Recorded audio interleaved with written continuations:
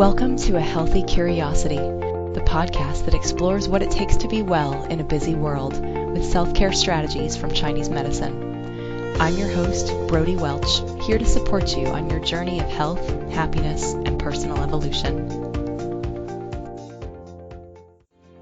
This episode of A Healthy Curiosity is brought to you by the Basics of Chinese Medicine, a unique 8-week deep dive course to help you understand your inner ecosystem and start to make more medicinal choices in your daily life. To reserve your spot for the fall, visit brodiewelch.com and click the Learn from Home tab. Welcome to today's episode of A Healthy Curiosity. Today is part 2 of my 3-part series on psycho-emotional healing and acupuncture. And today I'll be talking with Cori Hall, who is actually the inspiration for this whole series. She had been listening to the podcast and shot me an email suggesting that I might do an episode around Chinese medicine and emotional healing. I, of course, jumped on this idea because it is one of the most profound and amazing things I think that acupuncture can do. And yet it's one of the least talked about, I think, because it's so personal for people. And I am just so grateful that she and a few other patients are willing to share their stories with all of you, because it's the kind of thing where Chinese medicine can open doors in our emotional bodies that can remain closed even when we're doing talk therapy or maybe that we don't even realize need to be opened. I've had the privilege of working with Cori for many years. In the course of our work together, she underwent several dramatic health crises, the latest of which she's still working through. But despite having to, at one point, leave her job and quit her primary hobby due to disease, she has discovered that she's been able to live more fully into the full potential of who she really is. This woman has some hard-won wisdom to share, and I hope that you enjoy the conversation. So welcome to the show, Cori. Hi, Brodie. Thank you for having me. So, Cori, thinking back, what first brought you to acupuncture, and what kind of a person were you back then?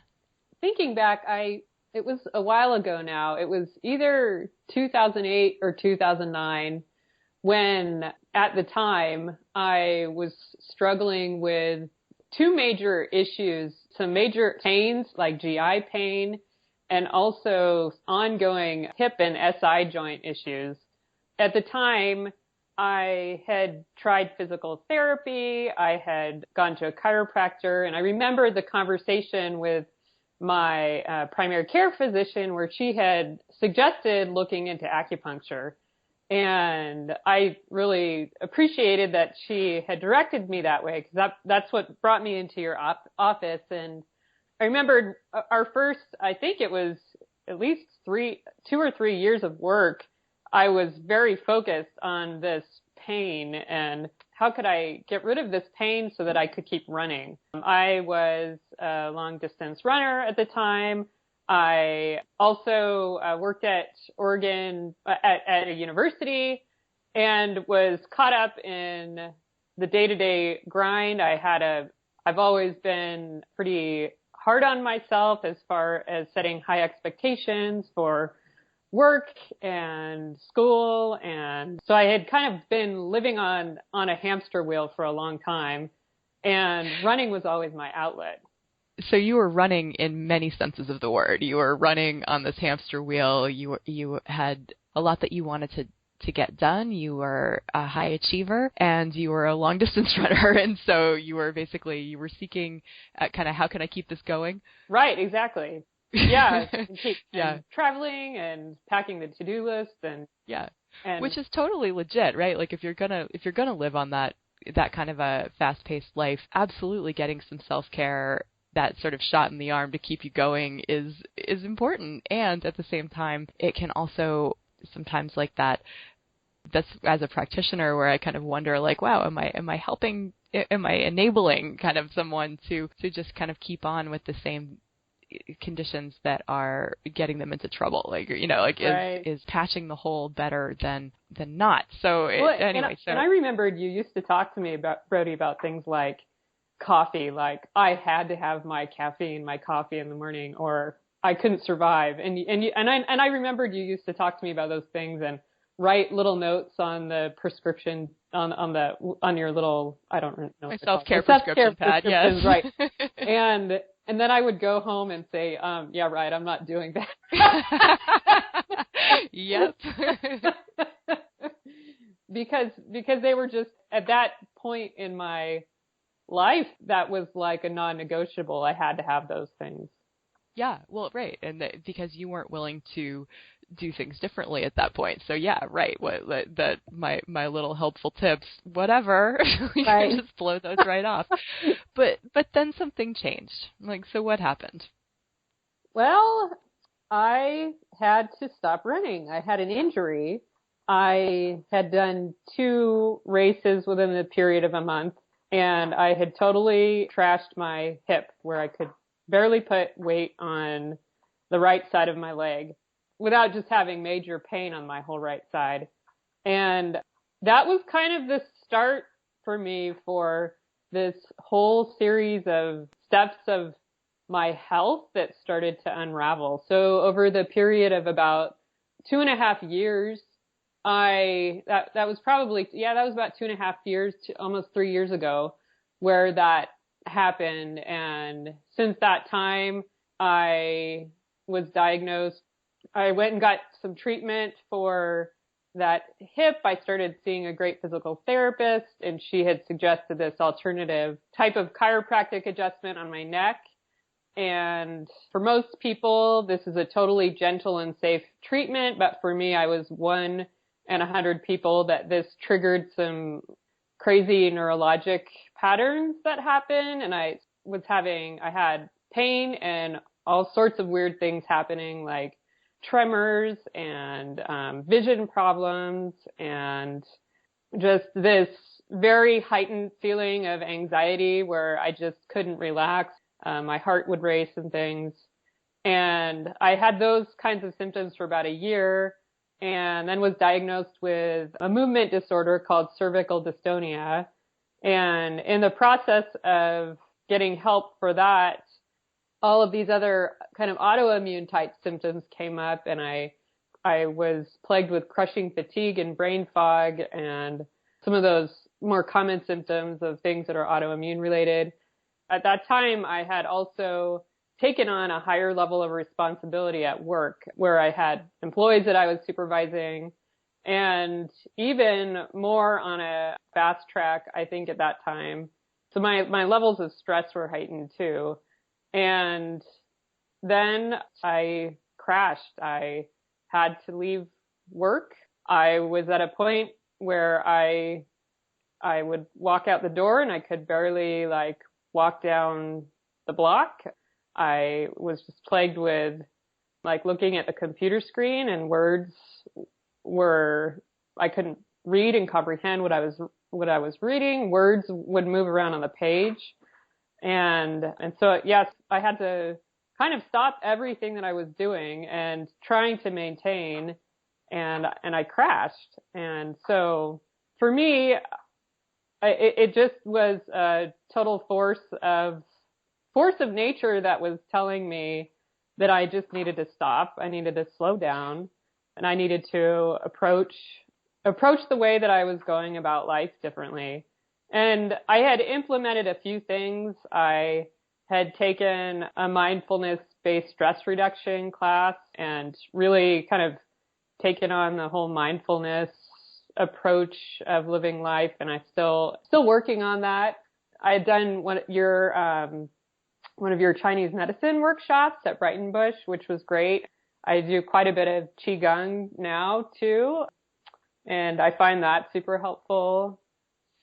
Cori, just hearing your story again, even though I was right there with you for a lot of it, I mean, it's just hearing you talk about it again, I can't help but feel tremendous sadness and heartbreak, of just how hard that must have been. Really, your symptoms, your whole life had to change. And, it was there was so much that you had to I mean, I can't even imagine not being able to read words on my computer screen. It's like Right. just so much of my identity that's wrapped up in the doing. And even though, like I love to encourage people to slow down and honor their yin and honor their being, it's like, it's like, that I'm totally guilty of Right. this, this pushing hard thing, which is so dominant in our culture. And so it just like, I'm struck by how brave and how difficult that must have been to when so much of who you think you are is tied to this high achieving, fast moving,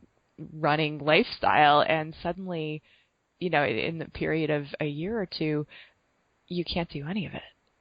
And right. so it's like, and there's a lot of grief that comes along with that. And I think you say that, and I still feel like I'm working on making sense of all that. So yeah.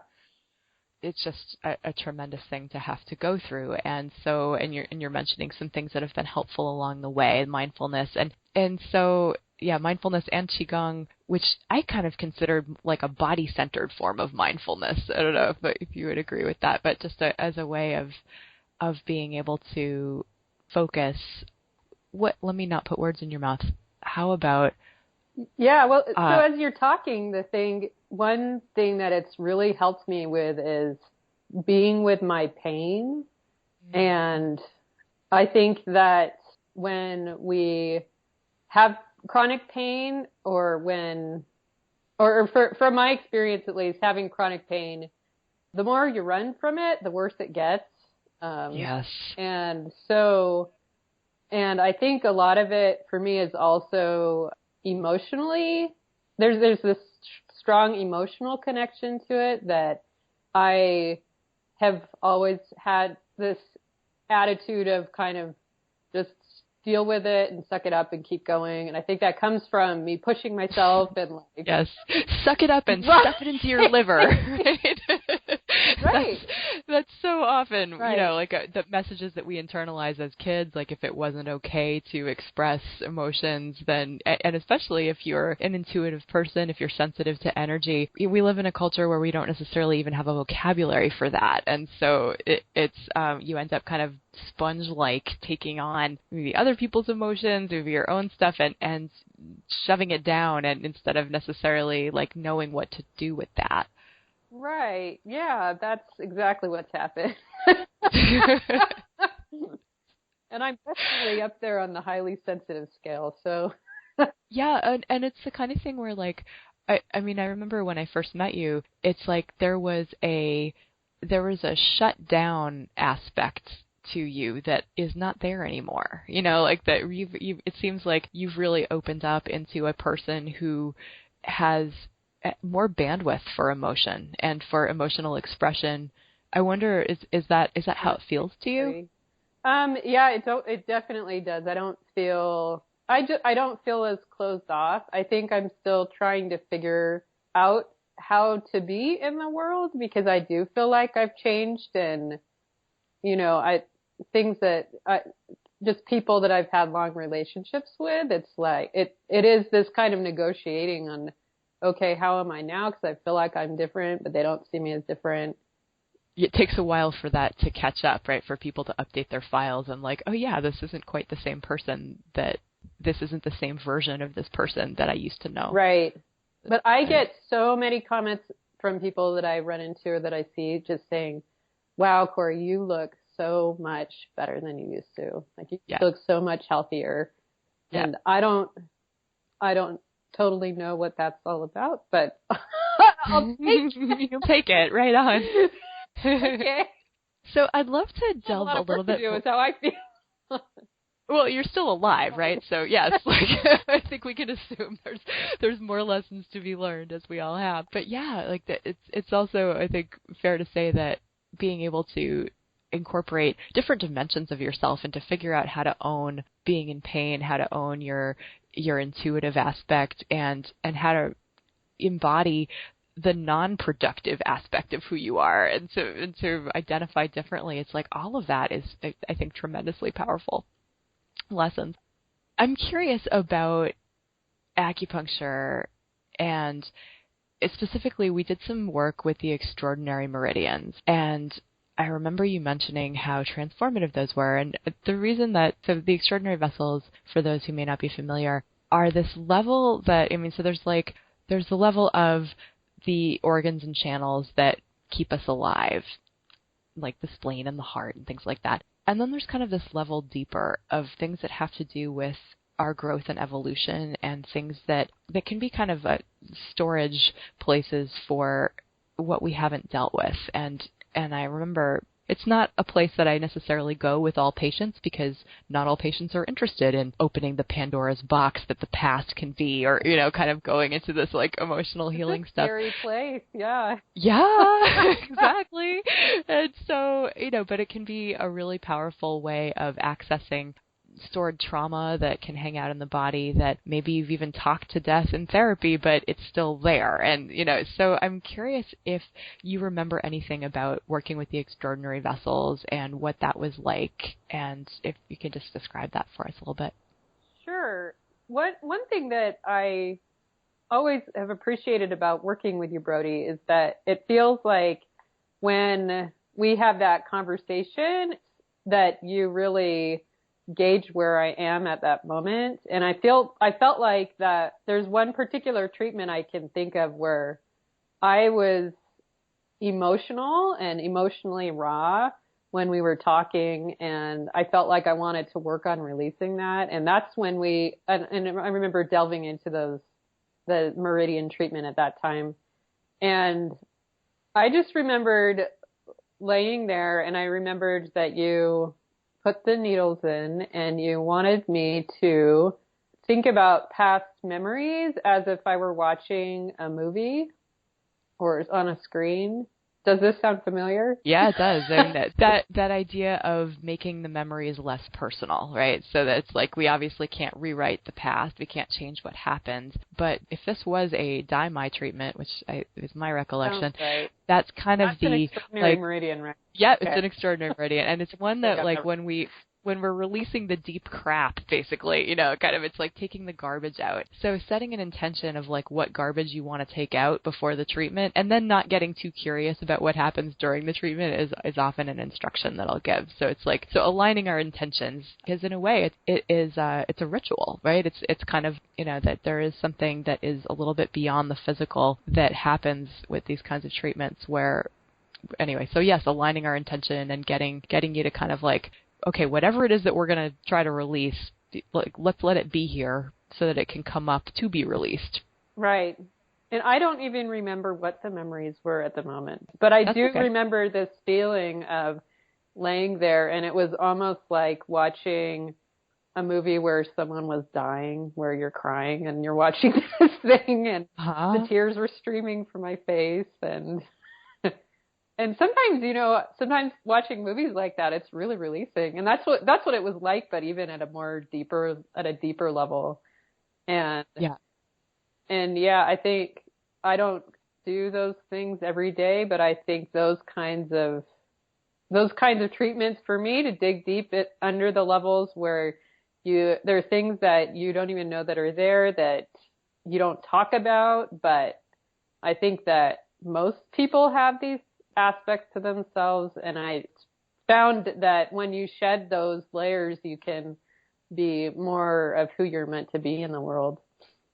Oh, that's so beautifully said. Yeah, being willing to go there, being willing to let go. That it's like, I feel like it's a lot of times it's like clearing the dross off the mirror, you know, like just wiping off the bugs from the windshield, like right. Being able to kind of see clearly a bit more. And so in that way, being sick totally sucks, but in some ways it's been one of the best gifts that I could have been given. Oh, I'd love to hear more about that. What kinds of gifts have there been for you in this journey? Well, I think that I've always felt like there's someone else inside of me that has wanted to get out, and I feel like that person's coming out now, and I guess I have more hope for the future, and I just feel more just present and calm. I used to be a pretty anxious person, and I feel like I don't feel anxiety like I used to. I just That's huge. Yeah. I mean, just that right there is huge. Right. Yeah, and so the other piece to anxiety, I remember I wrote some notes about this because I wanted to mention this, but Yeah. I feel like emotions and food are huge.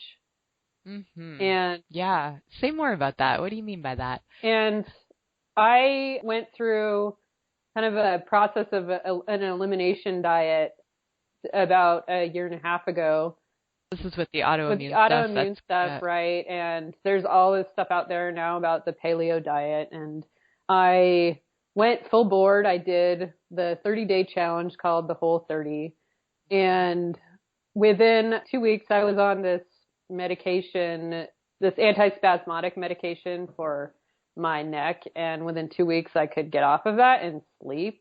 I just felt like my well-being and I just felt like this whole level of stuff that my body was probably fighting against just went away.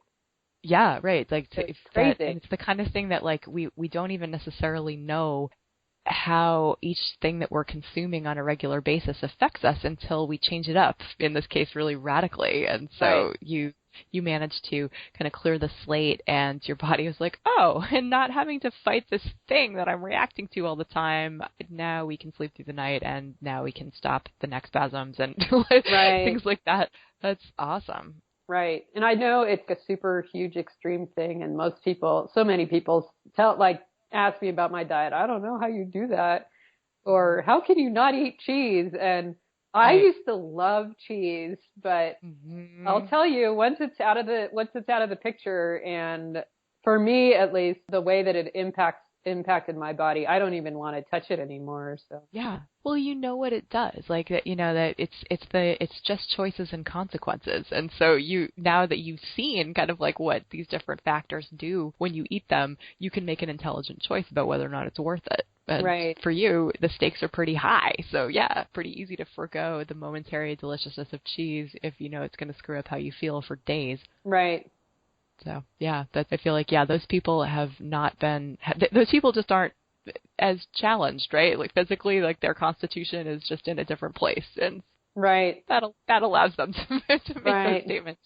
Because it really is a commitment, and yet you're also committed to feeling good. Right. Yeah. So what else has been helpful on your journey? What other resources could you point people to who are maybe having a similar struggle with some chronic issues that are challenging to live with? I think for me, I've shifted my attitude on how I think about my body and how I think about myself. I start doing the things that you wrote on your little prescription paper.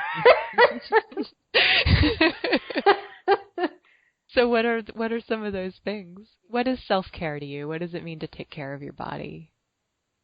Well, I have a degree in biology, and I like thinking of systems as all interconnected, and I think of my body like that it's off balance and I need to feed and nurture it, like watering the garden. And that has to do with what you think about yourself too. And so, I try to think those cheesy thoughts of like sending loving and caring energy to my gut or to the part to my neck where I'm feeling pain.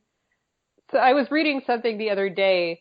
Well, I guess I haven't shared the final answer that I have had to my health is that I did find out in April that I have Lyme disease. Mm-hmm. And that I feel like has been a huge shift for me too in seeking out some treatments that are more appropriate and that have really helped to get me over the hump of some of the fatigue and the brain fog. But I was reading from one of the main naturopathic doctors who treats Lyme, and he was talking about learning how to love and care for the Lyme bacteria that lives in you. And it was like, I just started laughing. Like that's a really different model than like, kill it, eradicate it, it's the enemy. Yeah. Yeah. That's a really different relationship, right? Like we can coexist in this ecosystem, but it's not allowed to take over. Right, exactly. Because and the truth is that it's never going to go away. It's always going to be in my body whether I like it or not.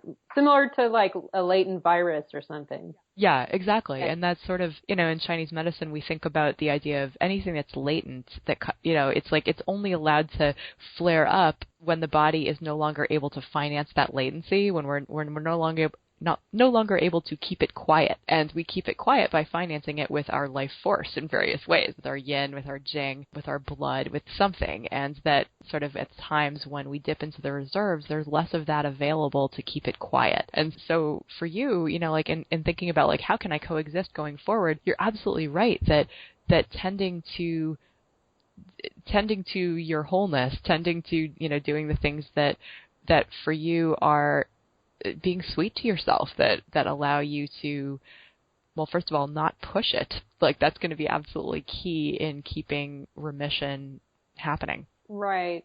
It's hard. Yeah, it is. Totally.